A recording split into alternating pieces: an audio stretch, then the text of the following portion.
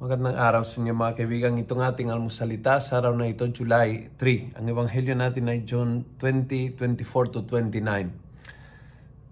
Thomas said, "You are my Lord and my God."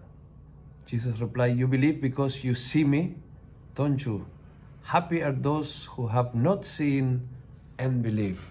And ito ay para sa atin kasi di talaga natin siya nakita ng personal, pero ang ating puso ay kumbensido.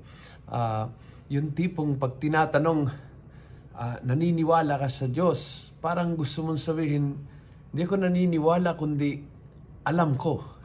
Mas malalim pa sa paniniwala yung naranasan ko. Naranasan ko ang kanyang presensya, ang kanyang pagmamahal. Mapalad ang mga tao na hindi kailangan i-check ang lahat, hindi kailangan bibigyan ng Diyos ng mga confirmatory signs. Hindi kailangan ng Diyos magpapatunay na siya ay buhay every time na may kailangan ka. Mapalad kung hindi ang pananampalataya mo hindi nakabase sa kung anong binigay ng Diyos o hindi, kung anong pinakaloob ng Panginoon sa iyo o hindi.